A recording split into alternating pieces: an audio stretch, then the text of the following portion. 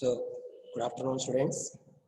Yesterday we have seen the animation of Kupala furnace. So, just today we would like to discuss about the working of a Kupala furnace.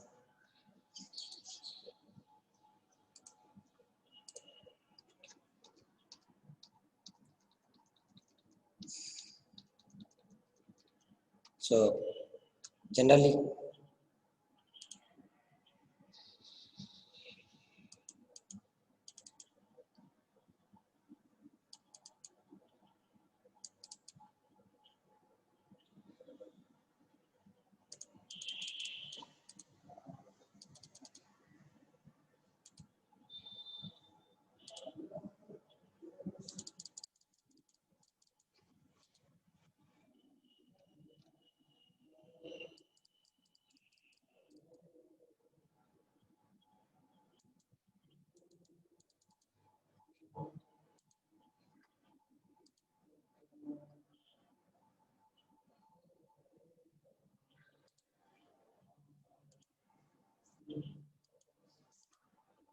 so Kupala furnace is employed for melting of scrap metal or pig iron, nothing but rotten, very hard iron for production of various cast irons. So, generally, we have discussed that in Kupala furnace, the melting temperature will be at 1800 degrees.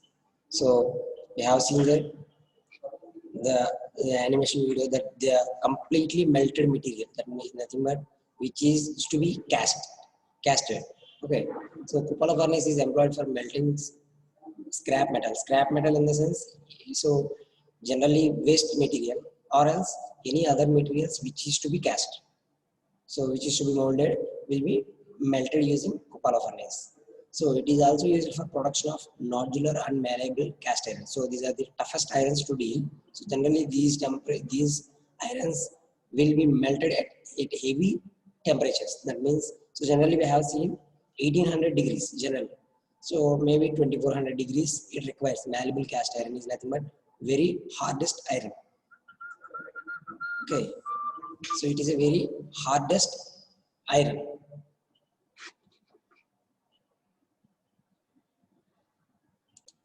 So it is available in varying sizes. So generally it is used for varying sizes, nothing but when the size of the casting, nothing but when the size of the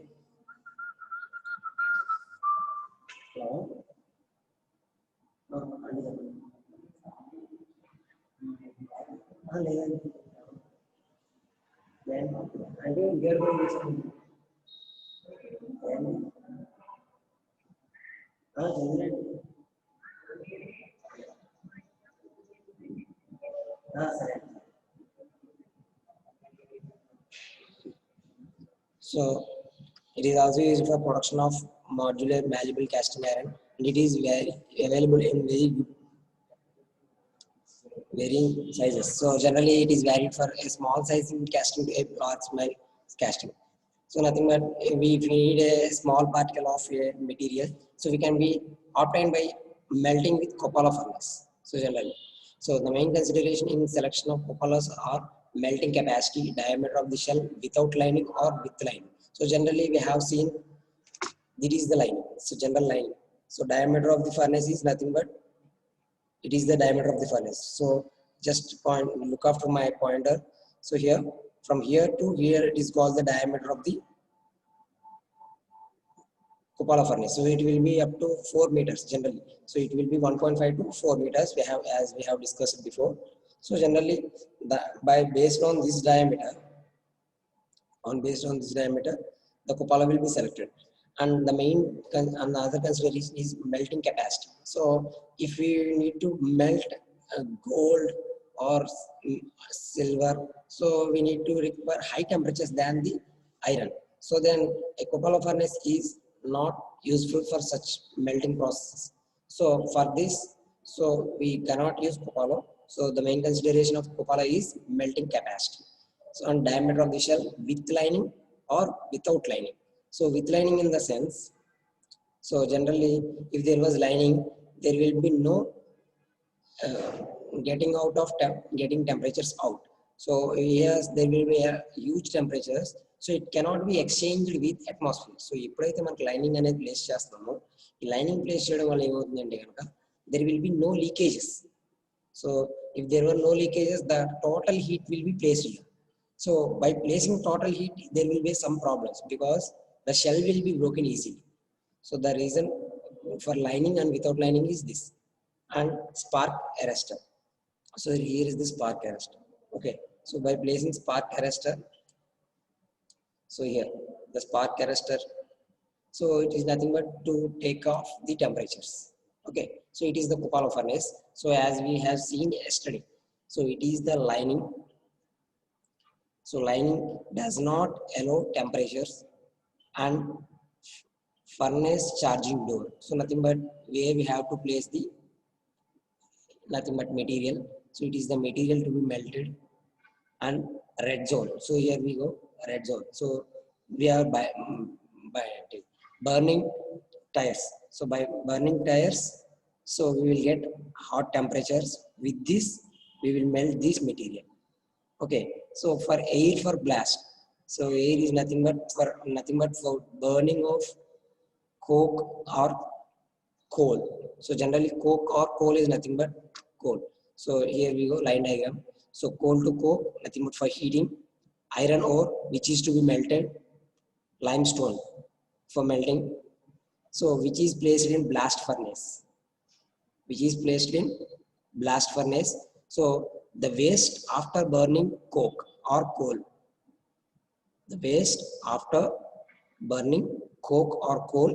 is removed through slag zone.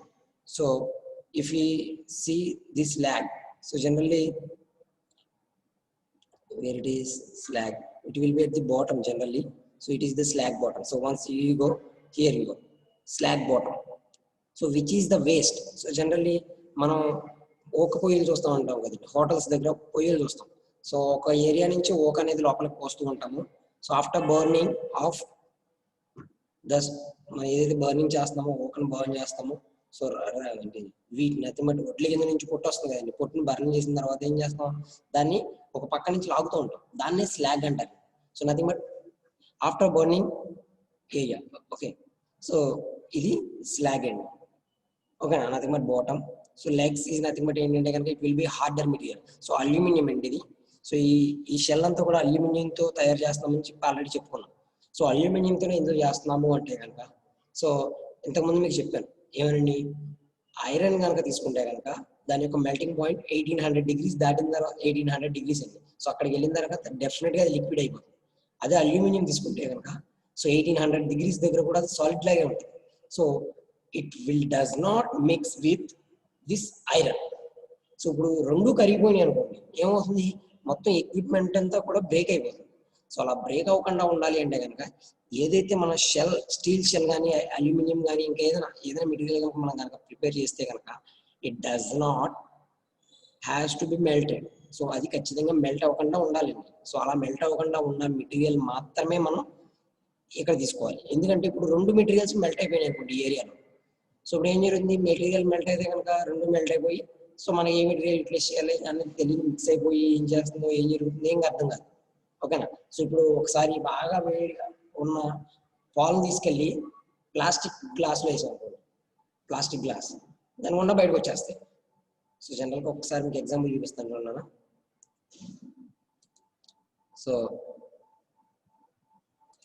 A glass, plastic glass, nothing but మనకి పాలు ఏంటి మనకి functions లో place చేస్తున్నారు కదా glasses, ఆ గ్లాసులో ఏం చేస్తామంటే చాలా వేడిగా ఉన్న పాలని కనుక పోస్తే ఏం జరుగుతుంది, సో ఎక్కడైతే ఇనిషియల్ గా పడుతుందో ఆ ప్లేస్ అనేది హోల్ అయిపోయి దాని గుండా బయటకు వచ్చేస్తుంది. So nothing but it will reacts with the material. So రెండు కరిగిపోతున్నాయి అర్థం అక్కడ. సో అలా రెండు కరిగిపోతే కనుక మనకి దేన్ని యూటిలైజ్ చేసుకోలేము.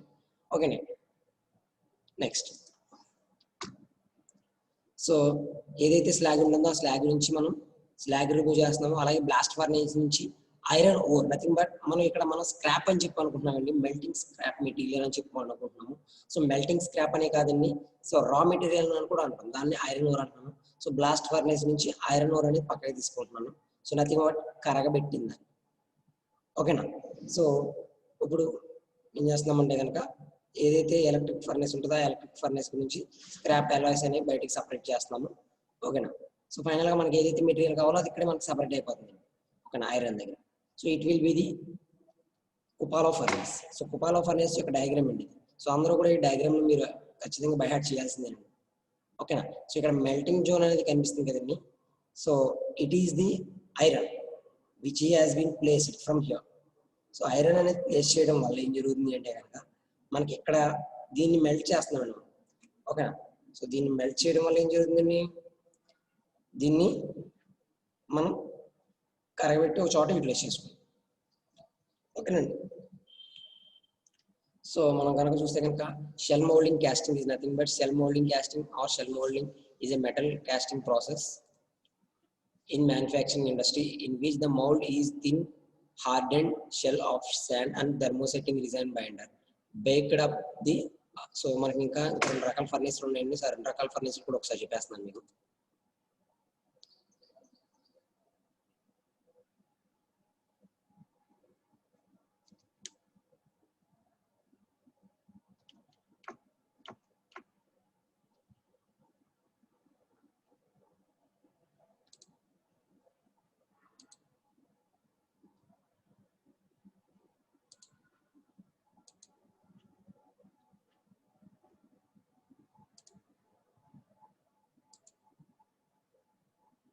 సో ఇండక్షన్ ఫర్నేస్ అండి.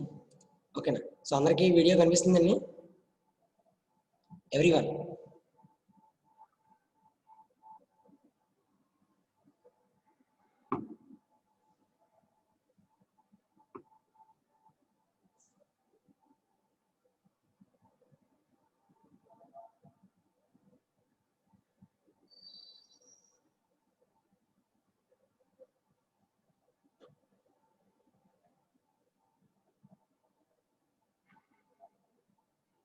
సో ఒకసారి అందరూ వీడియో కనిపిస్తుందా?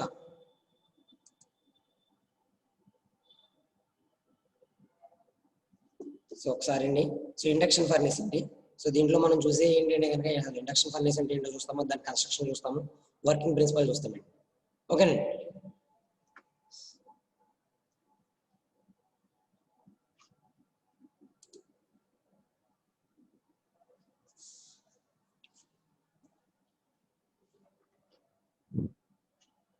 So induction furnace, induction heating is the process of heating electrical conducting. So జనరల్గా మనం వాటర్ హీటర్స్ చూస్తాం కదండి, electrical heaters.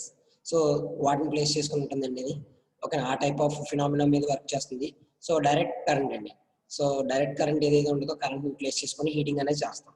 So induction heating is the process of heating and electrically conducting object, usually metals, by electromagnetic induction through heat generated in the object using eddy currents. So దీంట్లో flux అనేది replace చేస్తామండి. Flux in the sense electricity. ఓకేనా. Induction heating is a non contacting form of heating. అంటే ఏంటి, ఎక్కడ కనుక touch అవ్వకుండా heat చేస్తాం. జస్ట్ ఏంటంటే కనుక దాని నుంచి వచ్చే రేడియేషన్స్ ఉపయోగించుకొని హీటింగ్ అనేది చేస్తాం అనేది. ఓకేనండి. So induction is an heating process. So is the heating process of heating and electrical conducting. ఓకేనండి. Next, induction furnaces capacities ranges from less than 1 kilogram to 100 tons. అంటే ఒక కేజీ నుంచి ఎంతండి, so from less than 1 kg to 100 tons and are used for melting of iron, steel, copper, aluminum. So ఇంతకు ముందు దాంట్లో కనుక మనం చూస్తే కనుక ఓన్లీ ఐరన్ ఒకదాన్నే మనం మెల్ట్ చేసామండి. ఓకేనా. సో మనం కనుక అబ్జర్వ్ చేస్తే we have just melted only iron. So ఇక్కడికి వచ్చేసరికి స్టీల్ కూడా స్టీల్ని కూడా మెల్ట్ చేస్తా ఉపయోగిస్తాం. ఓకేనా. So operating frequencies ranges from 50 to 60 Hz or 400 kHz or higher. So జనరల్గా అంత కెపాసిటీని మనం బర్న్ చేయొచ్చు. Usually depending upon the material being melted, the capacity of furnace and the melting speed required. So ఏదైతే అవసరం అనుకుంటుందో దాన్ని బేస్ చేసుకొని frequencies అంటే ఎలక్ట్రిసిటీ అనేది దానికి సప్లై చేస్తాం. ఓకేనండి.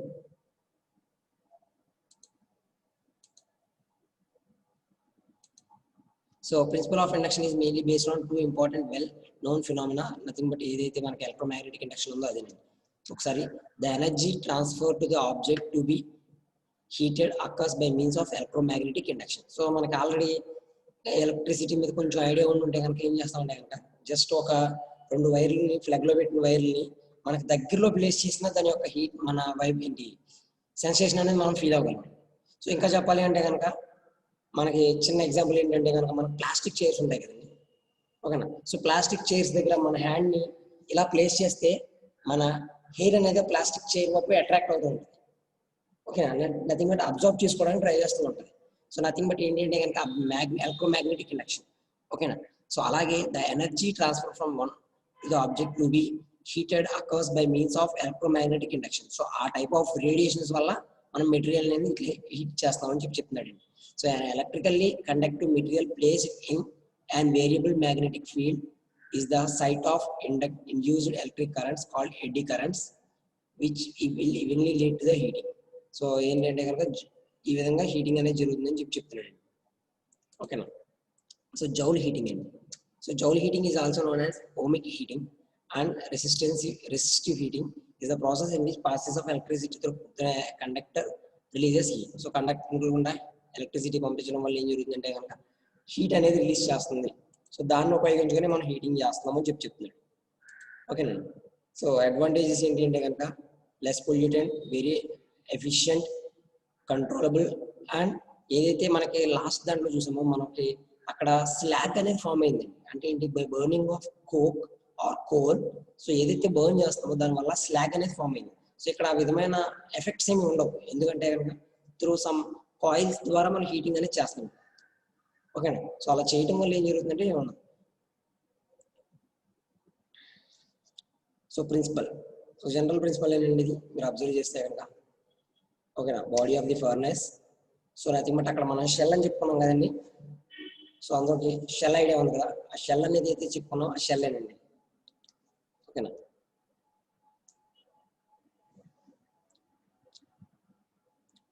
So crucible with refractory lining. So lining అనేది దేన్ని ప్లేస్ చేసుకుంటామండి, సో లోపల ఉన్న హీట్ అనేది బయటికి రాకుండా ఉండడం కోసం ప్లేస్ చేస్తాం, ఓకేనా.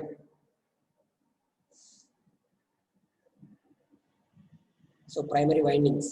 సో ఏదైతే మనకి కూలింగ్ కావాల్సి కూలింగ్ వాడుకోవడానికి. సో ఏదైతే కాయిల్ ఉంటుందో అది కాపర్ కాయిల్ అయి ఉంటుందండి, ఓకేనా. హీటర్స్ ఇంకా చెప్పాలి అంటే కనుక నథింగ్ బట్ ఇక్కడ మనకి కూలింగ్ యూటిలైజ్ చేస్తాం కాబట్టి కూలింగ్ కాయిల్స్ అవుతుంది, ఓకేనా. కూలింగ్ వాటర్ వెళ్తుంది, ఏదైతే హీట్ని అబ్జర్వ్ చేసుకుంటుందో హీట్ అబ్జర్వ్ చేసుకుని హాట్ వాటర్ వస్తుంది.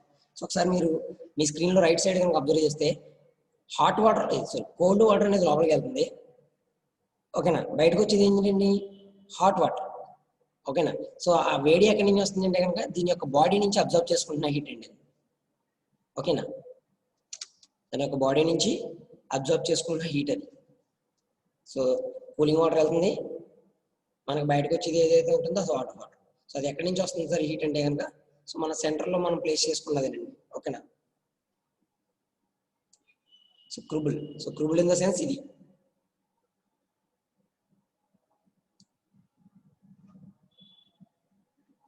ఓకేనా. ఇది క్రూబుల్ అంటే, సో ఈ క్రూబులే ఇది, ఓకేనండి.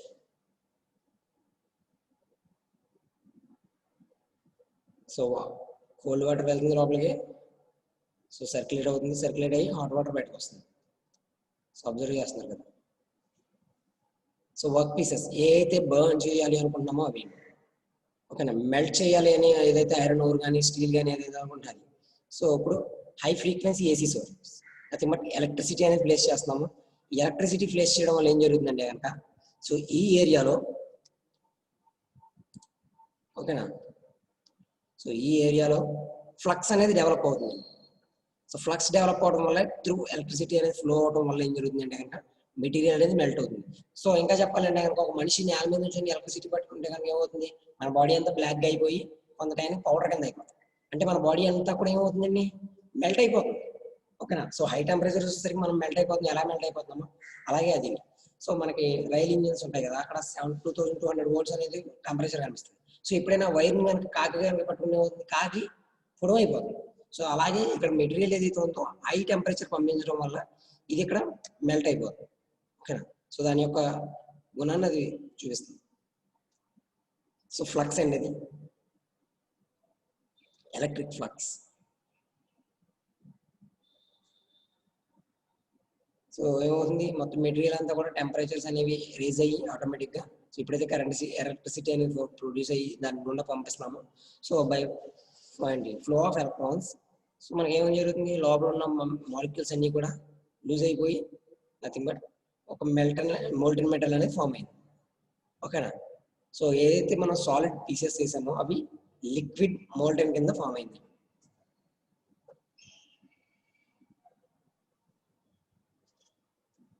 Liquid molten. ఓకేనా.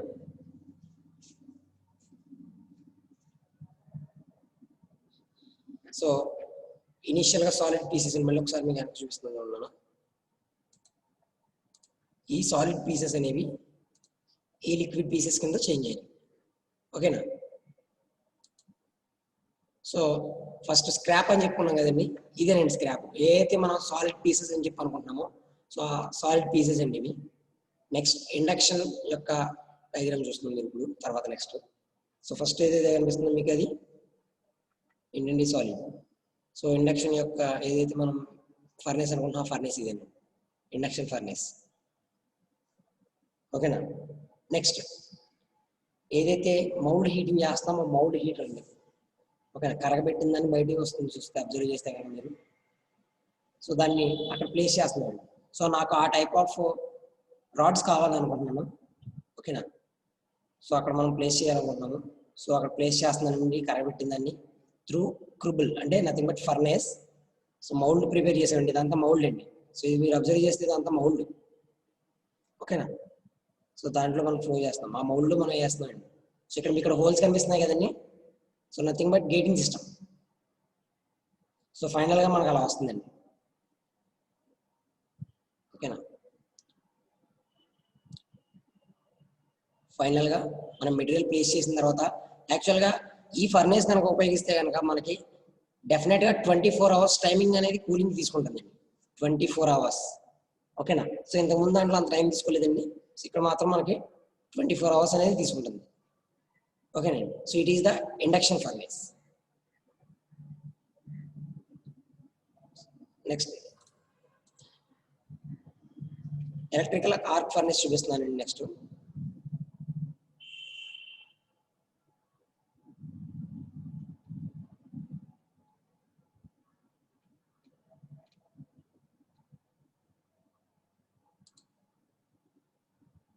so it is similar to induction furnace.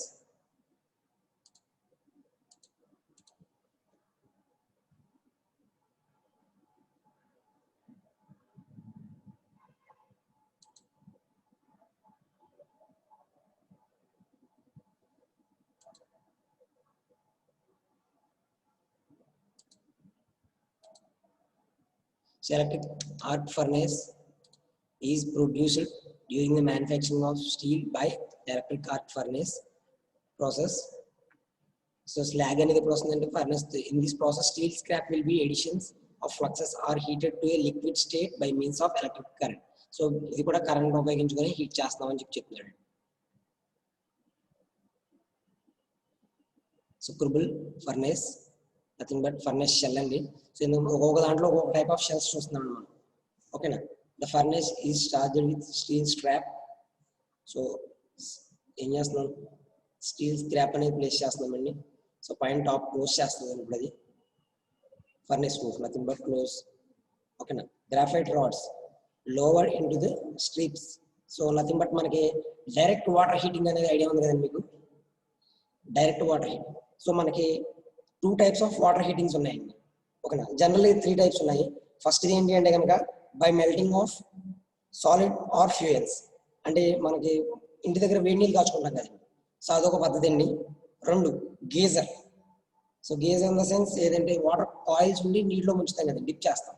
So అదొక టైపు. ఇప్పుడు కొత్తగా వచ్చినాయి ఏంటంటే కనుక ఇవి వాటర్ హీటర్స్ అండి. సో నథింగ్ బట్ మనకి ఏంటి గోళ్ళకి ఫిక్స్ చేసుకొని వాటర్ హీట్ చేసుకుంటాం. సో దాంతో మనకి ఒకసారి కనుక చూస్తే కనుక డైరెక్ట్ కాంటాక్ట్ లో ఉండేది మాత్రం ఓన్లీ ఏంటంటే కనుక వాటర్ హీటర్స్ అండి. సో డైరెక్ట్ గా డిప్ చేస్తాం. సో అలా డిప్ చేయడం వల్ల ఒకసారి మీకు డయాగ్రామ్ చూపిస్తున్నాను అన్నానా. సో ఈ బౌల్లో ఉన్న వాటర్ని హీట్ చేయాలి. సో ఫస్ట్ పద్ధతి ఏంటి అంటే కనుక, సో ఏదైనా ఒక సాలిడ్ని బర్న్ చేయడం వల్ల వాటర్ హీట్ అవుతుంది. First method by direct heating, ఓకేనా. సెకండ్ మెథడ్ వచ్చేసరికి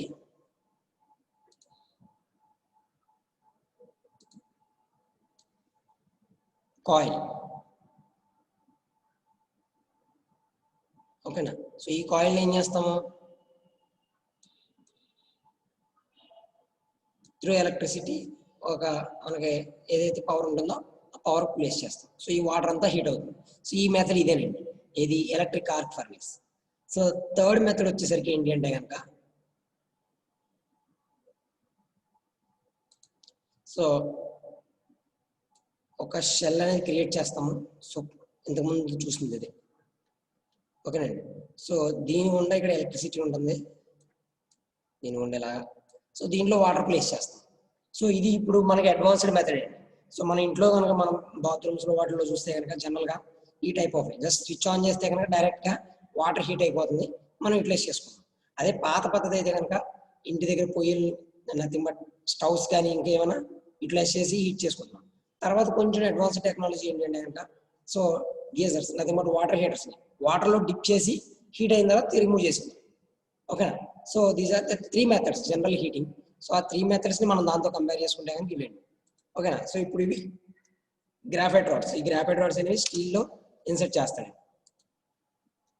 సో ఒకసారి కనుక మీరు చూస్తే insert electrical arc heating and metal scrap. So ఏదైతే మెటల్ స్క్రాప్ ఉందో అది దీని గుండా హీట్ రావడం వల్ల ఏం జరుగుతుందండి, సో కంప్లీట్ ఒక ఏదైతే క్లోజ్డ్ సర్క్యూట్ ఫామ్ అయ్యిందో ఆ క్లోజ్డ్ సర్క్యూట్ని ఉపయోగించుకొని, ఓకేనా. సో ఈ స్క్రాప్ ఏదైతే ఉందో ఆ స్క్రాప్ అనేది మెల్ట్ అవుతుంది. సో జనరల్గా మన ఇంట్లో వాటర్ హీటర్ కాబట్టి 100 degrees, నెక్స్ట్ 80 degrees, 60 degrees అలా యూటిలైజ్ చేస్తాం. సో అలా కాకుండా మనం కనుక చూస్తే కనుక వీటిలో పెద్ద ఎక్కువ టెంపరేచర్స్ కావాలి కాబట్టి హై హీటింగ్ అనేది గ్రాఫైట్ రాడ్స్ని యూటిలైజ్ చేస్తాం. So it will be the metal after burning, ఓకేనా. Furnace is charged with further scrap and flux lines. So ఇంకేమైనా ఎడిషన్ చేయాలి అనుకుంటే కానీ ఎడిషన్ చేస్తున్నాము. అండ్ దెన్ అగైన్ హీటింగ్, ఓకేనండి. Oxygen added to the molted steel. So ఎందుకంటే కనుక అది వేరే రియాక్షన్స్ ఏం చేయకుండా ఉండడానికి అండ్ ఈజీగా బర్న్ అవడం కోసం. So steel is poured out. So మనకి ఏదైతే షేప్ కావాలో ఆ షేప్కి అనుగుణంగా steel is transferred to the casting machines మనం ప్రొడ్యూస్ చేస్తున్నాం.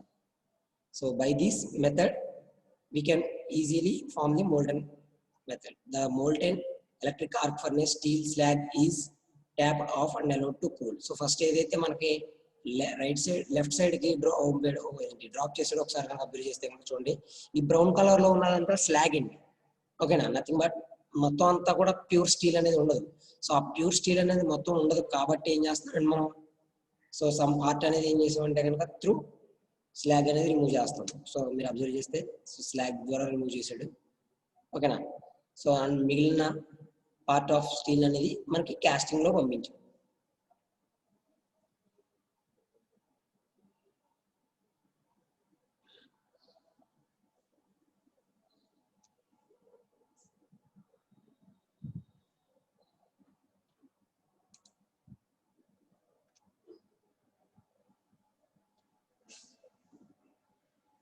So molten slag is tapped off the furnace and sent into the pits, and here it cools naturally with the help of water sprays, which means an outer crust, which form an outer crust. So మనకి ఏదైతే చేయాలనుకున్నదో అంతా కూడా చేస్తున్నాం, ఓకేనా. Once cool, so మనకి ఏదైతే ఉందో అది ప్లేస్ చేసుకుంటాం.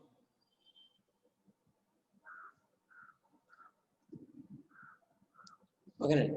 సో ఇది ఎలక్ట్రిక్ ఆర్క్ ఫర్నేస్. సో ఒకసారి ఇది ఎలా యూటిలైజ్ చేస్తాం అనేది కనుక చూస్తే కనుక,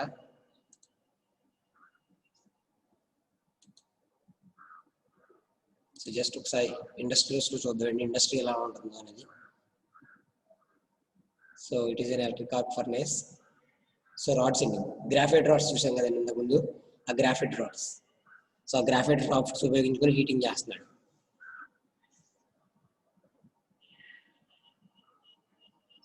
ఓకేనా. సో ఆ గ్రాఫైట్ రాడ్స్ ఎందుకు అలా ఉన్నాయంటే కనుక అక్కడ మెటీరియల్ అనేది మెల్ట్ అవుతుందండి, హై టెంపరేచర్ అనేది ఉంది కాబట్టి. సో ఇంతకు ముందు దాంట్లో కూడా మీరు చూస్తే కనుక రాడ్ అనేది చివరిలో వేరే కలర్లో ఉండి తర్వాత చేంజ్ అవుతుంది. ఓకేనా. సో మనకి అగ్గిపుల్లలు అంటిస్తే కనుక అగ్గిపుల్ల చివరి వేరే కలర్లో ఉంటుంది, అంటుకున్న తర్వాత ఒక ఎండ్ ఒక రంగులో ఉంటుంది, ఒక ఎండ్ ఒక కలర్లో ఉంటుంది. ఓకేనండి. So here it is the melted material. Okay, బాగా కరగబెట్టిన మెటీరియల్. సో ఇంకా చెప్పాలంటే కనుక మనం ఒక ఓసని పొయ్యిలో పెట్టామనుకోండి, సో దాని యొక్క కలర్ వేరేగా ఉంటుంది. మనం అబ్జర్వ్ చేస్తే దాని యొక్క కలర్ అనేది కంటిన్యూగా చూస్తే వేరే కలర్. సో బ్లాస్ట్లో అవుతుందండి. అంటే ఏంటి, ఏదైతే సాలిడ్ ఉంటుందో సాలిడ్ అనేది ముక్కలయ్యి కరుగుతుంది. ఓకేనా.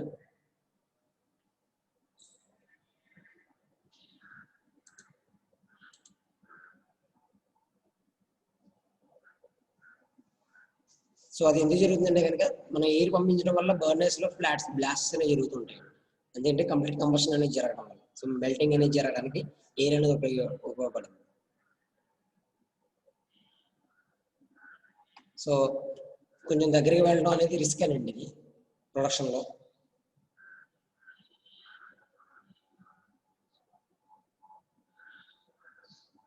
సో దాని యొక్క టెంపరేచర్ చూస్తే కనుక అబౌట్ 2000 degrees ఉంటుంది. సో ఆ టెంపరేచర్లో మనం నియర్ బై ఉంటే కనుక డెఫినెట్గా ఎఫెక్ట్ అవుతుంది. ఓకేనా. సో ఇది కూలింగ్ అంతా జరిగాక 24 hours ఆ టైం తర్వాతే మనం సో మెల్ట్ అయిన మెటీరియల్ కూడా పంపించడానికి ఎక్విప్మెంట్స్ ఉంటాయండి. ఓకేనా. సో ఈ ప్రొడక్షన్ యొక్క చేయాలి అంటే కనుక it will B take more time.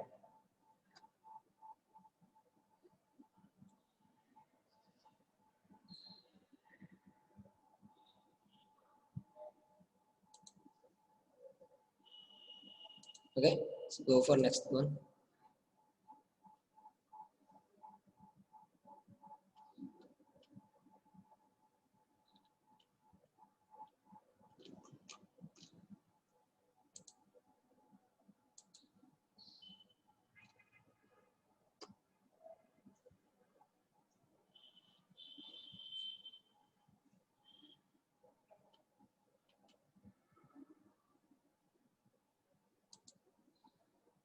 So just operations చూద్దామండి ఎలా ఉంటుంది అంటే అనేది.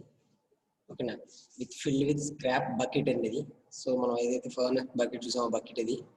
సో స్క్రాప్తో ఫిల్ చేసి సో ఎక్కడైతే మనకి ఆ ప్లేస్ చేయాలనుకున్నా ఆ ప్లేస్లో ప్లేస్ చేస్తాం అది. ఓకేనండి. So the bucket will be placed where it has to be heated. So ఎక్కడైతే ప్లేస్ చేయాలనుకున్నా ప్లేస్ చేస్తుంది. So then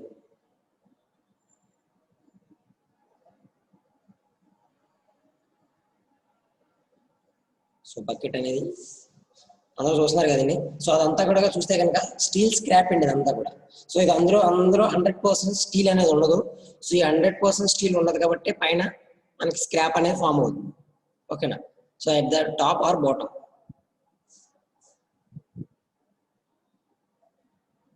so will be placed where it has to be heated.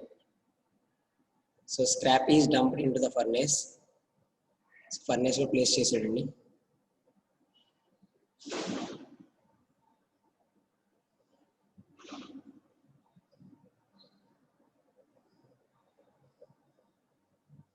So these are the graphite rods. ఇక్కడ మీకు ఒక 3 రకాల రాడ్లు కనిపిస్తున్నాయి కదండి. సో ఎప్పుడు హీట్ అవుతూ ఉంటాయండి చాలా హై టెంపరేచర్లో. సో ఇవి కూడా వాటిని త్రూ హీటింగ్. ఓకేనా. Air in. సో ఎయిర్ యొక్క ఇన్లెట్ చూసారు కదండి, ఇక్కడ ట్యూబ్ కనిపిస్తుంది. సో ఇది, సో దీన్ని ఎయిర్ ఇన్ అంటారండి. ఓకేనా. So then graphite rod is immersed in dangerous metal dust vents out lid. So air కూడా వస్తుంది మనకి. ఎయిర్ అనేది ఏదైనా అవసరం అయితే ఎయిర్ అనేది లోపలికి వస్తుంది.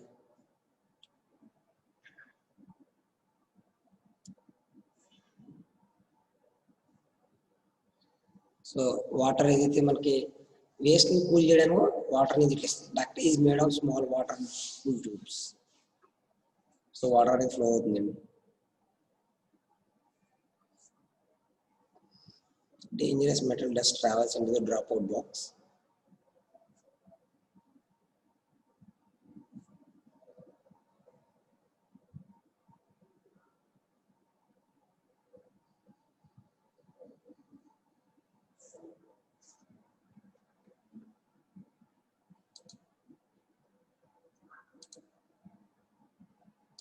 ఓకేనండి. సో ఇవి మనకి ఇండక్షన్ ఫర్నేస్ నెక్స్ట్ అలాగే ఎలక్ట్రిక్ అలా ఆర్క్ ఫర్నేస్ అండి. ఓకేనండి.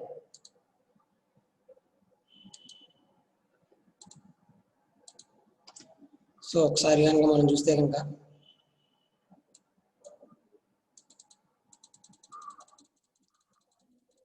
the topics which we have discussed in unit 2.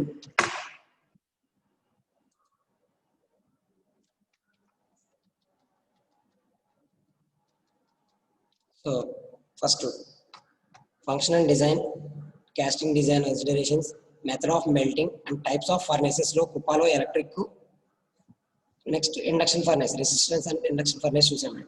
ఓకేనండి. సో మనకు ఫస్ట్ హాఫ్ అనేది కంప్లీట్ అయిందండి యూనిట్ 2లో and risers and types. So ఇంకా ఈ ఒక టాపిక్ ఉందండి మనకి. సో రైజర్లో ఏమేమి రకాలు ఉంటాయి అవి ఏంటి అనేది మనం ఒకసారి చూడాల్సింది ఉంది. ఓకేనా. Next function of riser, design of risers అనేవి చూసామండి already. So types of risers already discuss చేసినట్టు. Okay, types of risers complete అవ్వలేదండి మనకి. సో నెక్స్ట్ క్లాస్లో మనం టైప్స్ ఆఫ్ రైజర్స్ చూద్దామండి. సో మనకి ఏదైతే లైన్ డయాగ్రామ్ ఉందో ఆ లైన్ డయాగ్రామ్ అనేది ఖచ్చితంగా బై హార్ట్ చేయాల్సిందే అండి. సో ఈ లైన్ డయాగ్రామ్ అనేది మనం కనుక బై హార్ట్ చేయలేకపోతే కనుక మనం ఎన్ని క్వశ్చన్స్ చదివిన అనవసరం అండి. ఎందుకంటే ఈ ప్రొడక్షన్ టెక్నాలజీలో మొత్తం బేస్ చేసుకునేది దేని బేస్ చేసుకుని అంటే కనుక డయాగ్రామ్స్ బేస్ చేసుకుని. సో మనం ఎప్పుడైతే డయాగ్రామ్స్ పర్ఫెక్ట్గా గీయగలుగుతామో definitely we can get score. ఓకేనండి. సో లైన్ డయాగ్రామ్ అంటే ఇదండి. సో ఈ టైప్లో డయాగ్రామ్ గీయలేకపోతే కనుక ఈ ఫర్నేసెస్కి సో ఇట్ విల్ బి మనం ఎంత చదివినా కూడా అనవసరం అనిపిస్తుంది. సో డెఫినెట్గా ఈ డయాగ్రామ్స్ అనేవి బై హార్ట్ చేయండి. ఓకేనా.